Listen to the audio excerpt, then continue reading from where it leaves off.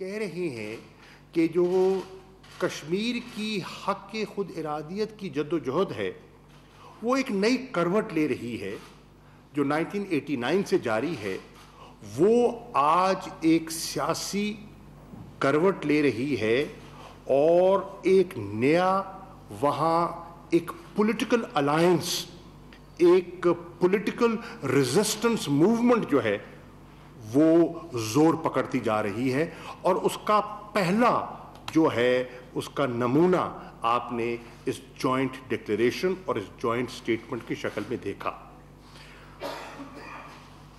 اب اگر آپ غور فرمائیں کہ انہوں نے اس جوائنٹ سٹیٹمنٹ میں کیا کہا تو اس سے آپ کو، میں ان کو کوٹ کر رہا ہوں، اس سے ان کے ذہن کی عکاسی کرتی ہے یہ دو تین جملے۔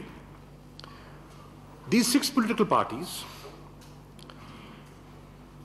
they are saying that political activities, yani ki their political activities will be subservient to the sacred goal of reverting to the status of Jammu, the status of Jammu and Kashmir as it existed on the 4th of August 2019. یعنی کہ 5 اگست کے اقدامات کی وہ نفی کر رہے ہیں اور کہہ رہے ہیں کہ ہماری ساری جو سیاسی جد و جہد ہے وہ جو 4 اگست کو جو ہماری حیثیت تھی وہ اس کی بحالی ہے۔ That's a very big statement. یہ کوئی معمولی سٹیٹمنٹ نہیں ہے۔ اور وہ کہہ رہے ہیں کہ یہ جو بی جے پی RSS سرکار کا جو اقدامات تھے یہ غیر دانشمندانہ تھے اور غیر آئینی تھے اور ہم انہیں مسترد کرتے ہیں، اور ہم اس عزم کا اعلان کر رہے ہیں کہ ہم سب مل کے اس کے خلاف لڑیں گے، اور اس وقت تک لڑیں گے جب تک کہ ہم پرانا اپنا تشخص بحال نہ کر پائیں۔ یہ بھی بہت بڑی سٹیٹمنٹ ہے۔ اب انہوں نے یہ بھی کہا ہمیں اس ارادے کے اظہار میں وقت لگا، اور اس کی بنیادی وجہ یہ تھی کہ ہم میں سے بہت سے لوگ پابند سلاسل تھے، بند تھے، نظر بند تھے، قیدوں میں تھے، اور ہمیں کوئی مشاورت کا موقع نہیں مل رہا تھا۔ جیسے جیسے کچھ لوگ رہا ہوئے، ہمیں مل بیٹھنے کا موقع ملا، تبادلہ خیال ہوا، ابھی بھی بہت سے لوگ قید میں ہیں، تو ہم اس نتیجے پہ پہنچے ہیں، اور ہمارا یہ ایک سٹیٹمنٹ ہے اور یہ ڈکلیریشن ہے۔ اب اس ڈکلیریشن پہ آپ دیکھیں انٹرسٹنگلی کہ فاروق عبداللہ جیسی شخصیت کے دستخط ہیں، وہ سابق وزیر اعلیٰ، نہ صرف سابق وزیر اعلیٰ بلکہ اس جماعت کی قیادت فرماتے رہے ہیں جو ماضی میں دلی کی طرف دیکھتی رہی ہے اور پرو انڈیا کہلاتی تھی۔ اس پہ دستخط ہیں مقبوضہ کشمیر کی کانگریس پارٹی کے جو سربراہ ہیں ان کے، غلام احمد میر، یعنی کہ جو مین اپوزیشن پارٹی ہے ہندوستان کی، وہ بھی کانگریس ان کی تائید کر رہی ہے، اس موقف کی تائید کر رہی ہے، اور یہ کوئی معمولی چیز نہیں ہے۔ وہ برملا کہہ رہے ہیں 5 اگست کے اقدامات سے غم اور غصے کی لہر جاری ہے۔ کمیونیکیشن بلیک آؤٹ یا اس کو دبانے سے اس آواز کو دبایا ہوا ہے، لیکن جو غصہ اور غم ہے اور جو لوگوں کی کیفیت ہے ہم اس کی عکاسی کر رہے ہیں، ہم اس کی ترجمانی کر رہے ہیں۔ اب 5 اگست کے اقدامات کو وہ کس نظر سے دیکھتے ہیں؟ وہ سمجھتے ہیں کہ اس سے جو اسٹیٹ ہوڈ کا اور جو ان کا تشخص تھا اس کو ملیہ میٹ کیا گیا. وہ سمجھتے ہیں کہ جو ان کی ایک علیحدہ آئینی حیثیت تھی اسے پامال کیا گیا. وہ سمجھتے ہیں کہ جو ان کو قانونی تحفظ تھا، زمین، انہیریٹنس، لینڈ کی پروٹیکشن کا اور روزگار کی پروٹیکشن کا، وہ ختم کر دیا گیا. وہ سمجھتے ہیں کہ، اور یہ حقیقت ہے، صرف سمجھتے نہیں ہیں، کہ جو state of Jammu and Kashmir تھی اس کو انہوں نے تقسیم کر دیا 2 یونین ٹیریٹریز میں. ان کے اختیارات کو بھی محدود کر دیا اور ان کو 2 یونین ٹیریٹریز میں تقسیم کر دیا، یعنی کہ لداخ اور جموں اور کشمیر. وہ سمجھتے ہیں کہ آج بھی، اور یہ حقیقت ہے کہ آج بھی ہزاروں نوجوان ایسے ہیں جو ڈیٹین ہوئے ہیں اور ابھی تک ان پہ کوئی چارجز فریم نہیں ہے، بند کیا ہوا ہے، کوئی الزام نہیں، کوئی چارج نہیں. اور اکثر جو لیڈرشپ ہے، جو پرو فریڈم لیڈرشپ ہے، وہ آج بھی گرفتار ہے، آزاد نہیں ہے. وہ کہہ رہے ہیں کہ اس قسم کی اوور آرچنگ ریسٹرکشنز، اس قسم کی پابندیاں آج بھی سال گزرنے کے باوجود موجود ہیں، اور ان کی ویریشن جو ہے وہ رینج کرتی ہے کرفیو سے لے کر کمیونیکیشن بلیک آؤٹ تک. یہ ہے اس کی رینج، ویری کرتی ہے from area to area, but پابندیاں تسلسل سے جاری ہیں. وہ کہہ رہے ہیں کہ قوانین پہلے بھی کچھ تھے، کالے قوانین، مثلا جو پبلک سیفٹی ایکٹ تھا، وہ آرم فورسز اسپیشل جو ایکٹ ہے وہ اپنی جگہ نافذ تھا. پھر 5 اگست کے بعد ان لافل ایکٹیویٹیز پریونشن ایکٹ ایک اور نافذ کر دیا گیا، مزید ان پر قدغن لگانے کے لیے، مزید پابندیاں ان پر عائد کرنے کے لیے.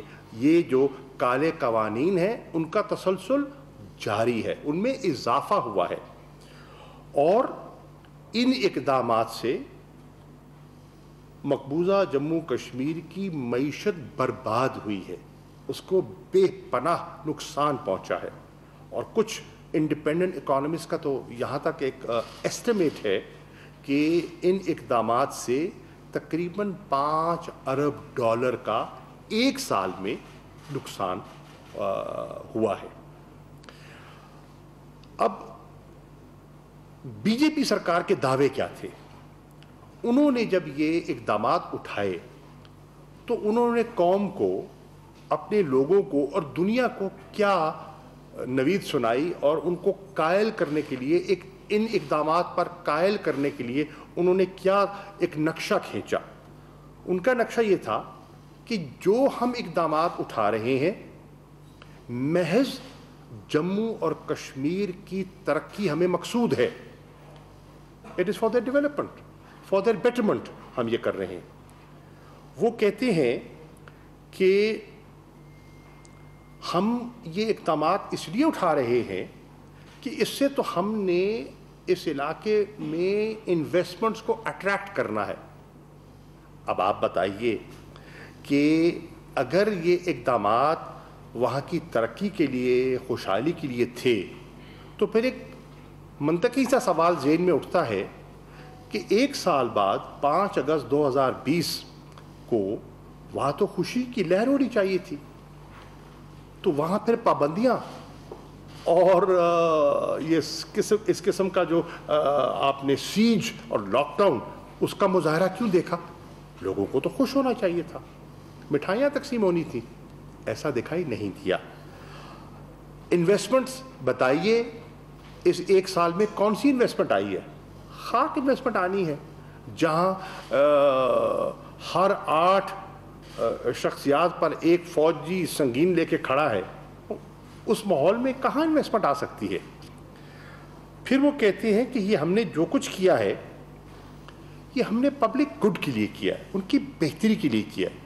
اچھا، اگر آپ نے بہتری کے لیے کیا ہے تو پھر آپ جیسے انڈیپینڈنٹ آبزرورز کو، انٹرنیشنل میڈیا کو اجازت دے دے وہاں جانے کی اور اپنی رائے قائم کرنے کی. انٹرنیشنل ہیومن رائٹس آرگنائزیشنز جو ہیں, جو بارہا خواہش کر رہی ہیں کہ انہیں وہاں جانے کی اجازت دی جائے اور خود وہ اپنا جائزہ لے کے رپورٹ کر سکیں کہ زمینی حقائق کیا ہیں, تو پھر ان پر پابندی کیوں ہے؟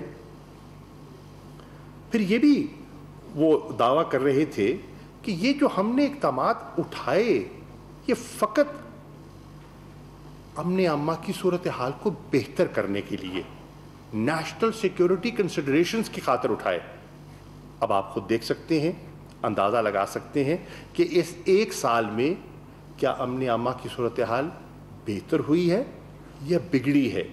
اس ایک سال میں سیز فائر وائلیشنز میں اضافہ ہوا ہے یا کمی ہوئی ہے؟ اس کا دنیا خود اندازہ لگا سکتی ہے.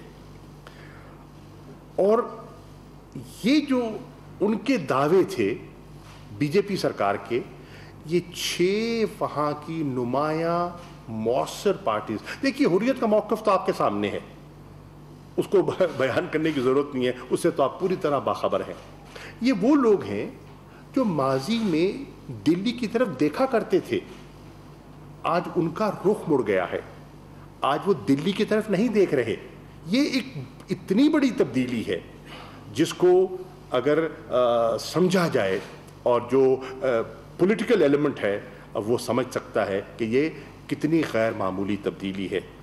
اور یہ 6 پارٹیز کہہ رہی ہیں ہم اس نیریٹو کو, اس بیانیے کو ہم تسلیم نہیں کرتے جو دلی سرکار ہم پر مسلط کر رہی ہے.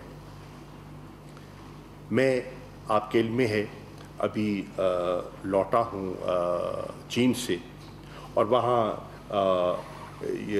دوسری نشست تھی ہمارے اسٹریٹجک ڈائلاگ کی, بہت سی باتوں پر تبادلہ خیال ہوا, تو کشمیر کا تذکرہ اور ذکر بھی آیا.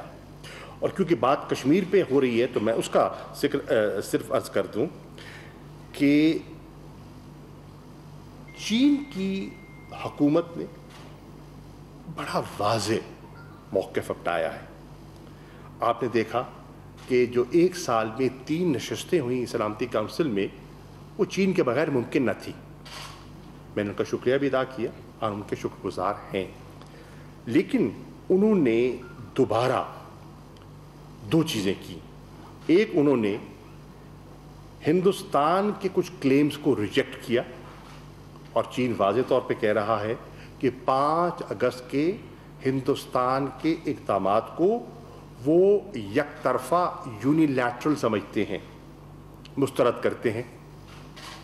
یہ ایک خطے کی بہت اہم قوت اور ہمسایہ یہ کہہ رہا ہے. وہ کہتے ہیں کہ جو انڈین کلیمز ہیں خاص طور پر ایسٹرن لداخ پر, ہمیں قبول نہیں ہیں, ہم انہیں تسلیم نہیں کرتے.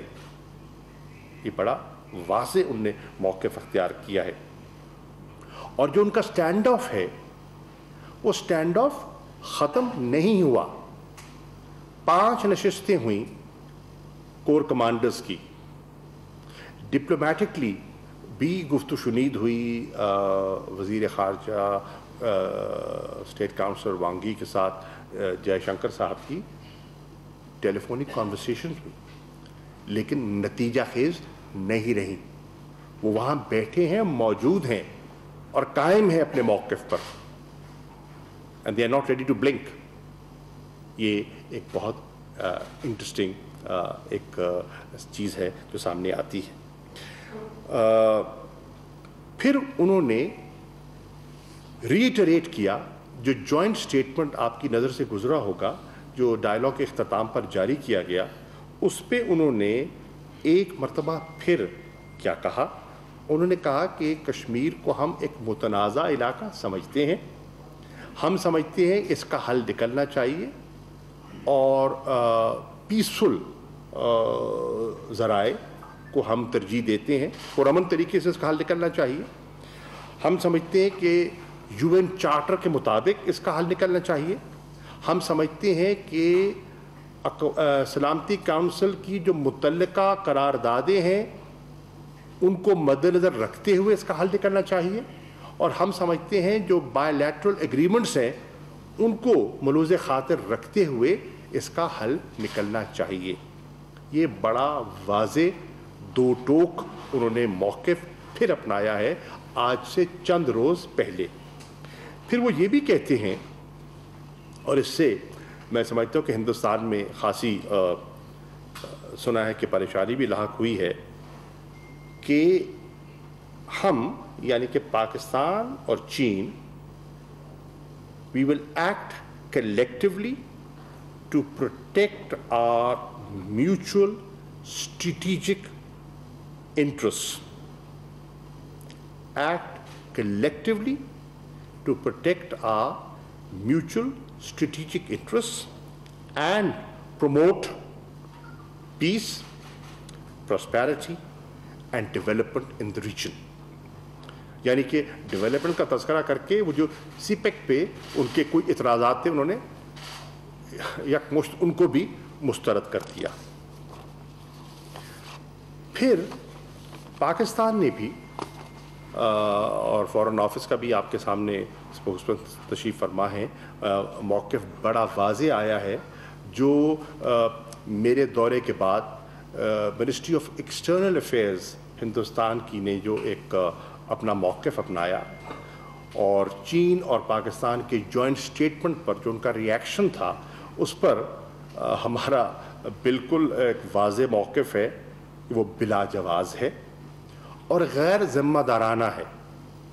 ایک, ہم واضح طور پر یہ کہہ رہے ہیں کہ ہندوستان کا یہ دعویٰ کہ جموں اور کشمیر ہندوستان کا انٹیگرل پارٹ, یا جس کو اردو میں اٹوٹ انگ کہتے ہیں, وہ ہے, ہم اس کو تسلیم نہیں کرتے.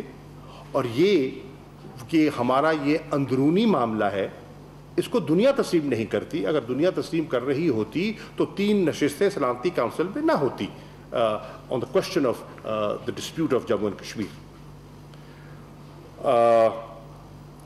ہمارا موقف ہے کہ پاکستان ہندوستان کا جموں اور کشمیر پر تاریخی لحاظ سے کوئی کلیم نہیں ٹھہرتا, قانونی لحاظ سے بہت کمزور ان کا موقف ہے, اور اخلاقی اعتبار سے وہ جو بھی اپنی کوئی کریڈیبلٹی تھی وہ اپنے اقدامات سے کھو چکے ہیں.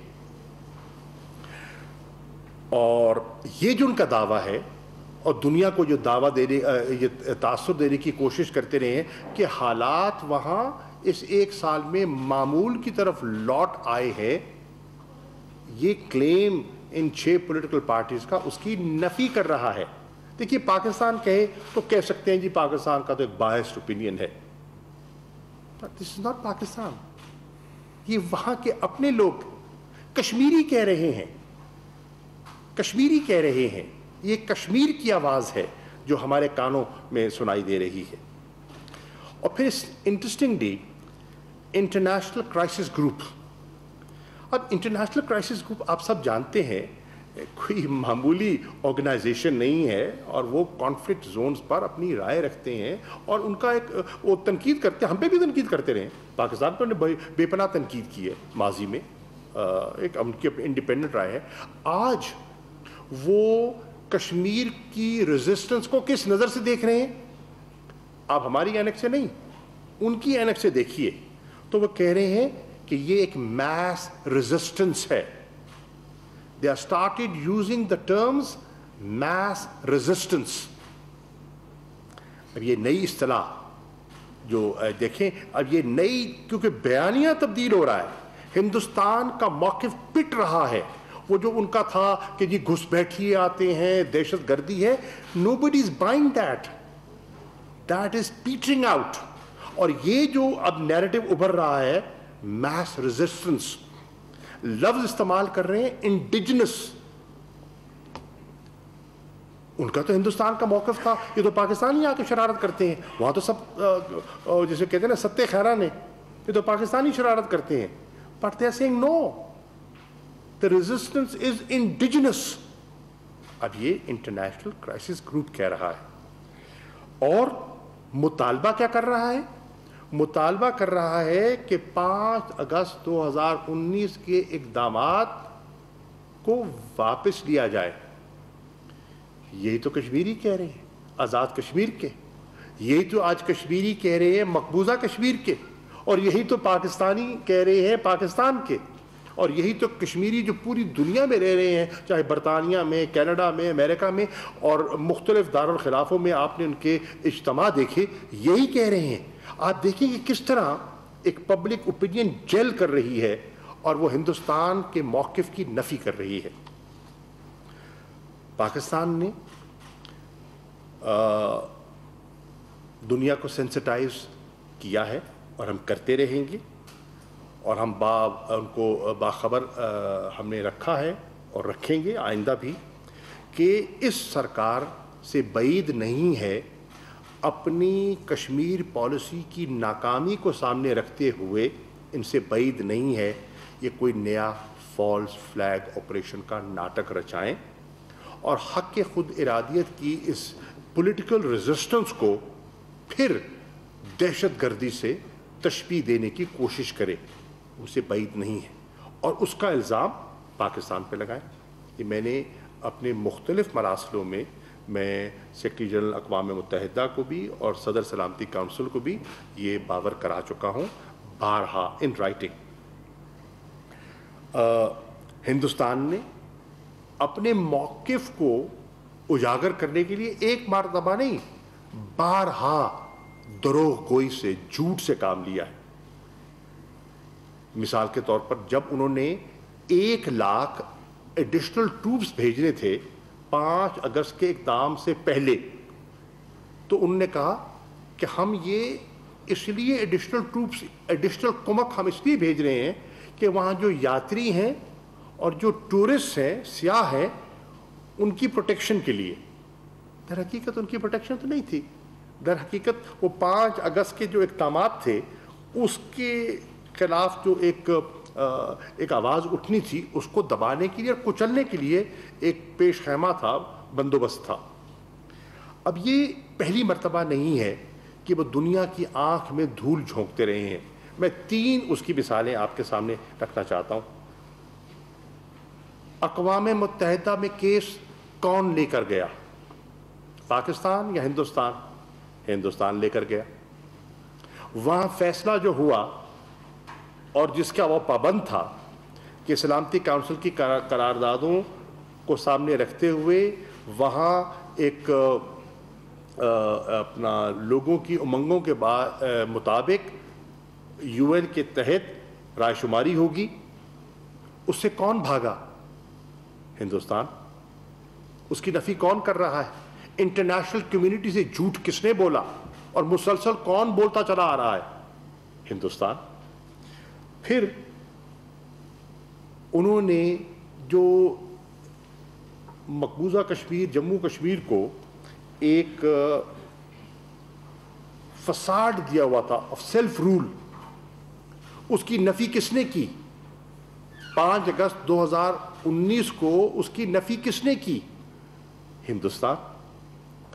پھر آپ دیکھیں کہ وہ جو کہہ رہے ہیں کہ جو ہم نے یہ میجرز لیے ہیں وہ کشمیریوں کی بہتری کے لیے, ان کی خوشحالی کے لیے لیے, یہ اتنا بڑا فریب ہے کشمیریوں کے ساتھ. در حقیقت آپ بھی جانتے ہیں اور کشمیری بھی جانتے ہیں یہ ان کی بہتری کے لیے نہیں, ان کی اکثریت کو اقلیت پہ تبدیل کرنے کے لیے لیے گئے ہیں, ان کو ڈس انفرنچائز, ان کو ڈس امپاور کرنے کے لیے لیے گئے ہیں, اور یہ واضح ہو رہا ہے. تو میں اپنی بات ختم کرتا ہوں کہ اس 1 سال کے اندر انہوں نے بارہا کوشش کی ان کے عزم کو, ان کے ریزالو کو توڑنے کی, ناکام ہوئے. اور یہ جو آج نئی ایک سٹیٹمنٹ آئی ہے اور ایک نیا ایک پولیٹیکل موومنٹ, ایک تحریک جو اب وہاں اٹھ رہی ہے, اس سے واضح ہوتا ہے کہ یہ فتح